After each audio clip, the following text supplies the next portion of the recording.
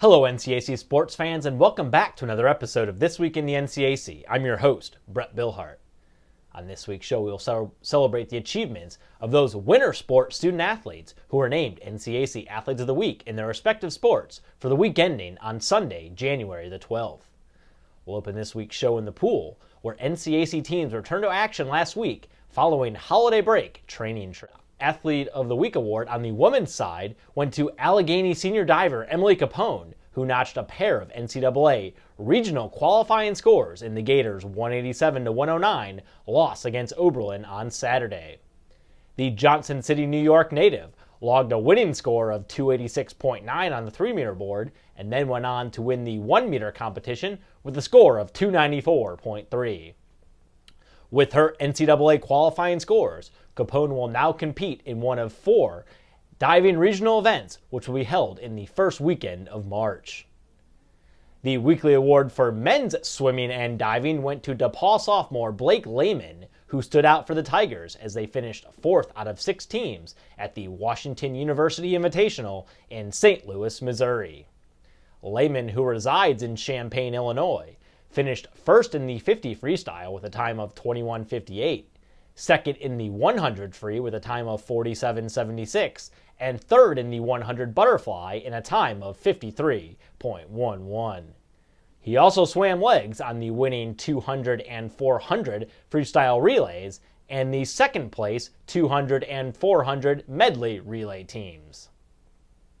NCAC swimming and diving squads will continue action this week as league squads begin to ramp up their training over the next month in preparation for the 2014 NCAC Swimming and Diving Championships, which will be contested at Denison's Trumbull Aquatic Center in Granville, Ohio on February 12th through the 15th. Moving over to the hardwood, we will now recognize the accomplishments of the NCAC Player of the Week award winners in both men's and women's basketball.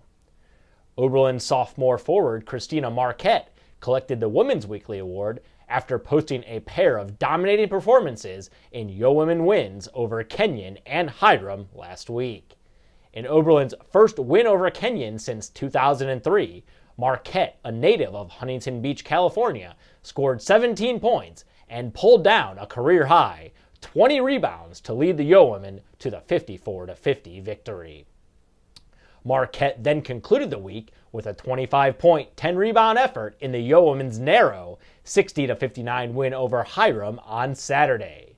For the week, Marquette averaged 21 points and 15 rebounds after shooting 38% from the field and 89% from the free throw line. NCAC Women's Basketball League play continues this week with 4 games each on Wednesday and Saturday, highlighted by Wittenberg traveling to take on the nation's top team DePaul on Wednesday, and then traveling to Oberlin on Saturday. The weekly award in men's basketball went to Denison senior guard Alex Longy, who averaged 17 points and leading the Big Red to their first 2 conference wins of the season last week against Oberlin 71-60 and Wabash 71-54.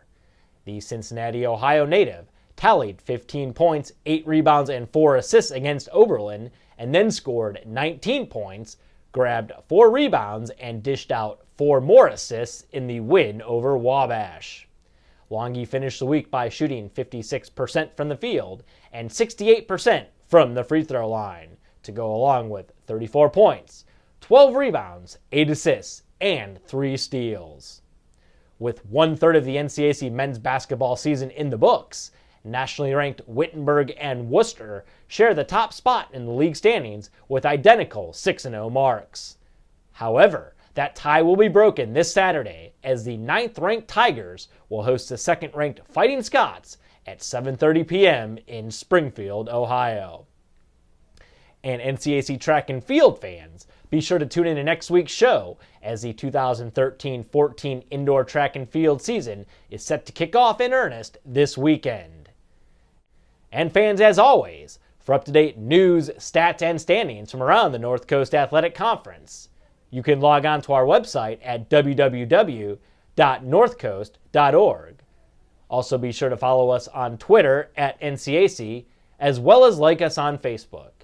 And for the entire conference staff, I'm Brett Billhart, and thanks for watching.